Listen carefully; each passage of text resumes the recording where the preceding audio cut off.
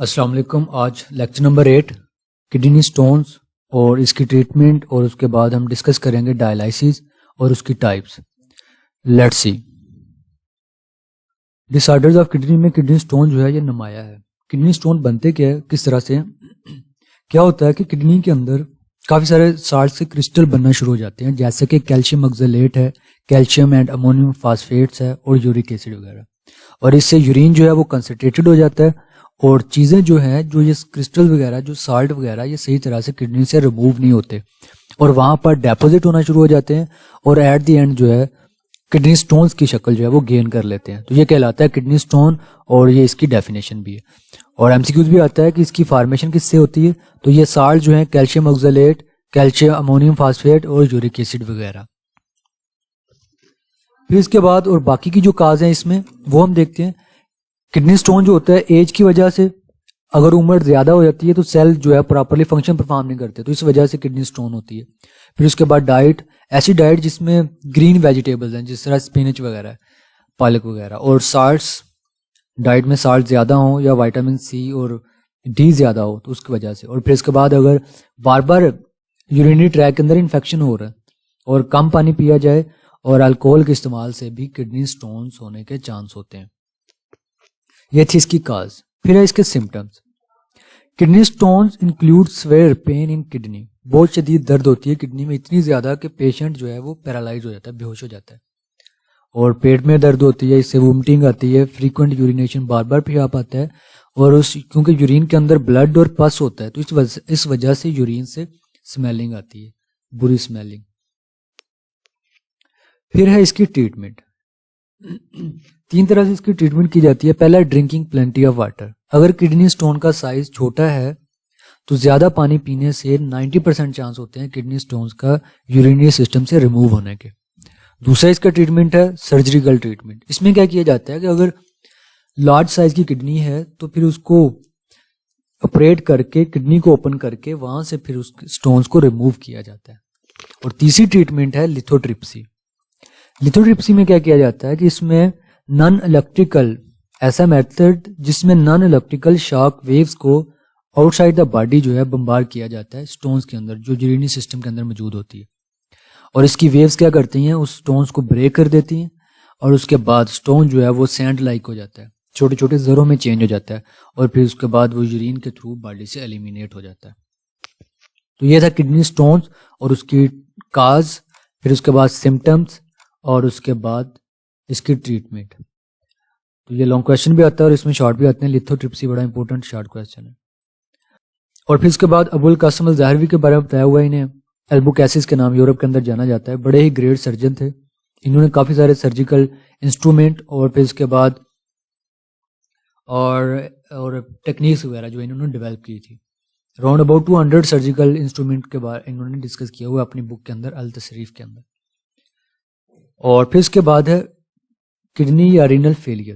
اس میں کیا ہوتا ہے کہ کڈنی فیلئر مینز کمپلیٹ اور partial failure of kidney to function. Kidney مکمل طور پر یا جزوی طور پر کام کرنا چھوڑ دیتا ہے، ڈیمیج ہو چکا ہوتا ہے، تو اس وجہ سے وہ کام نہیں کر پاتا. اس سٹیج کو کہتے ہیں کڈنی فیلئر. اس کی کاغذ کی بات کریں ہم، کس وجہ سے ہوتا ہے؟ ڈائبٹیز میلیٹس کی وجہ سے، اور hypertension, high blood pressure کی وجہ سے کڈنی جو ہے یہ فیل ہو جاتے ہیں. تو یہ شارٹ کویشچن بھی آتا ہے، what is the cause of kidney failure. تو یہ 2 لکھنے ہیں، مین کاز ہیں یہ.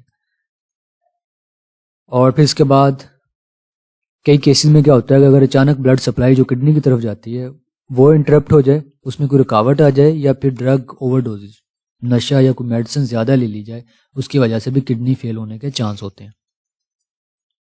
پھر اس کے سمٹمز. اس میں کیا ہوتا ہے کہ بلڈ کے اندر یوریا کا لیول اور دوسرے ویسٹ مٹیریل کا لیول زیادہ ہو جاتا ہے. کیونکہ کڈنی فیل ہو چکے ہیں، وہ بلڈ کو فلٹر نہیں کر پا رہے، جو ویسٹ مٹیریل ہے وہ بلڈ کے اندر ہی سسٹین کرے گا. تو اوبیسلی بلڈ کے اندر جو یہ ویسٹ مٹیریل ہے ان کا لیول ریز ہو جائے گا. پھر اس کے بعد اس میں وومٹنگ آتی ہے، متلی نوسیا ہوتا ہے، مینس کہ دل خراب ہوتا ہے، برا ہوتا ہے، وزن کم ہونا شروع ہو جاتا ہے، اور بار بار پیشاب آتا ہے، اور یورین کے اندر بلڈ شامل ہوتا ہے. اور پھر اس کے بعد کیونکہ بلڈ میں سے جو فلوئڈ ہے، واٹر وغیرہ یا ویسٹ مٹیریل جو ہے وہ ریموو نہیں ہو رہا ہوتا، تو باڈی کے اندر فلوئڈ کی جو لیول ہے وہ بڑھ جاتا ہے اور اس وجہ سے لیگس کے اوپر, فیٹ, فیس اور کے اوپر سویلنگ آ جاتی ہے, پھولنا شروع ہو جاتے ہیں, اور شارٹنس آف بریتھ, سانس میں بھی تنگی ہوتی ہے کڈنی فیلئر کی وجہ سے. یہ بڑی ہی ڈیمیجنگ جو ہے یہ ڈیزیز ہے کڈنی فیلئر. پھر ہے اس کا ٹریٹمنٹ. کڈنی فیلئر کی ٹریٹمنٹ دو طرح سے کی جاتی ہے, ڈائلائسس کے تھرو اور یا پھر کڈنی ٹرانسپلانٹ. پہلا ہے ڈائلائسس. ڈیفینیشن اس کی, dialysis mean the cleaning of blood by artificial ways, کہ مصنوعی طریقے سے بلڈ کو صاف کرنا ڈائلائسس کہلاتا ہے. اور اس کے دو طریقے کار ہیں, دو ٹائپس ہیں.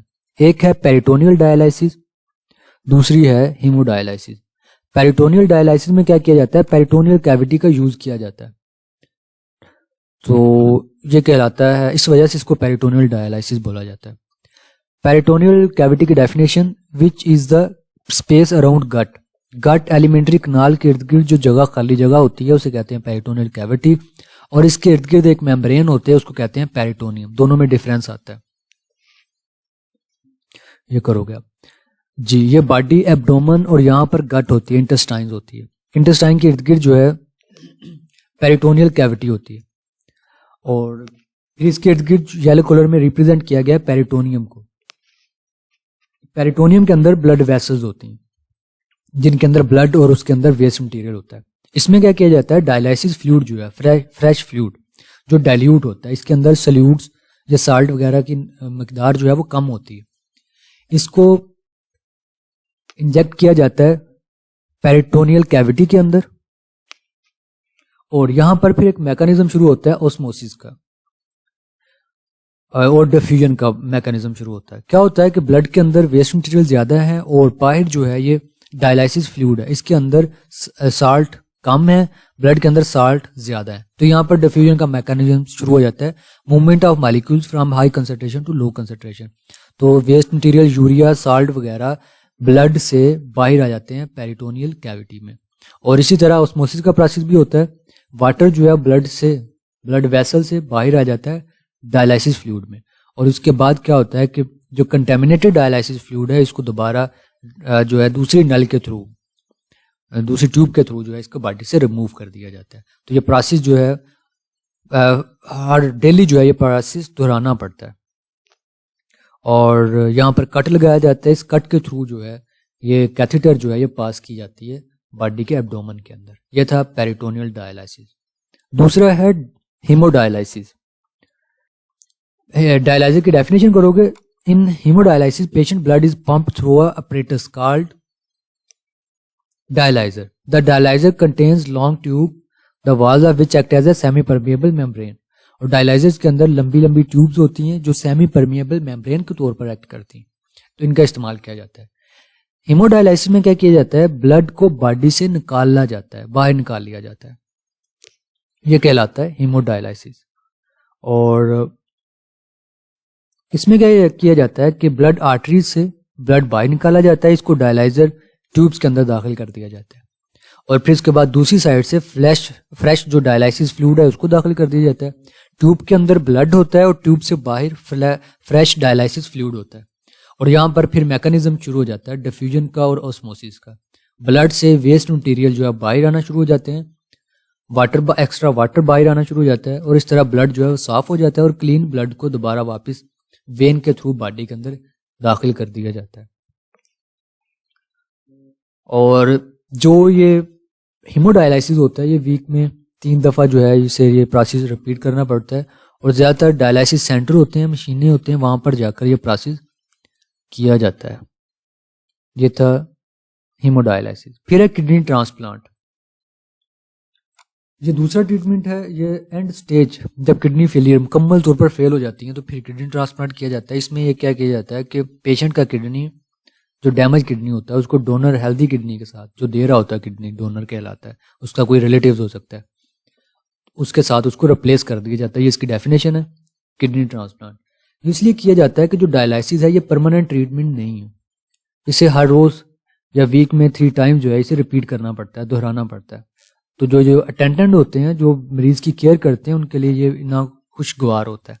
تو اس لیے پھر اس کا جو پرماننٹ علاج کیا جاتا ہے کڈنی ٹرانسپلانٹ 10 یا 15 سال کے لیے یہ ہوتا ہے. اس میں کیا کیا جاتا ہے کہ جو پیشنٹ ہوتا ہے اس کا کڈنی سے جو آرٹریز ہیں، وینز ہیں، رینل آرٹریز، رینل وینز، پھر اس کے بعد یوریٹر وغیرہ جو ہے یہ علیحدہ کر لی جاتی ہے، اس کی جگہ پر نیا کڈنی جو ہے وہ امپلانٹ کر دیا جاتا ہے. اس کے بعد اس کے ساتھ بلڈ اور یورینری سسٹم کی جو ویسلز ہیں اس کو اٹیچ کر دیا جاتا ہے. اور یہ والا جو کڈنی لگایا جاتا ہے یہ 10 سے 15 سال تک اس کی عمر ہوتی ہے، اس کے بعد یہ بھی ڈیمیج ہو جاتا ہے. اور کڈنی ٹرانسپلانٹ جو ہے اس کے بھی کافی سارے پرابلم ہیں. کیا ہوتا ہے کہ کڈنی لگانے کے بعد باڈی جو ہے اسے ریجیکٹ کر دیتی ہے، ایکسیپٹ ہی نہیں کرتی، ری ایکشن شروع ہو جاتا ہے اور اس کو ریموو کرنا پڑتا ہے. اس میں بار بار انفیکشن ہوتی رہتی ہے، بیکٹیریا اٹیک کرتے رہتے ہیں. پھر اس کے بعد باڈی کے اندر جو سالٹس وغیرہ ہیں وہ امبیلنس ہو جاتے ہیں، کبھی کم کبھی زیادہ ہو جاتے ہیں، اور السر کے بھی چانس ہوتے ہیں، زخم ہو جاتے ہیں. یہاں پر بونس پرابلم بھی جو ہے وہ کریٹ کرتا ہے جب سالٹس کی کنسنٹریشن چینج ہو جاتی ہے. تو یہ تھا کڈنی ٹرانسپلانٹ. اللہ حافظ.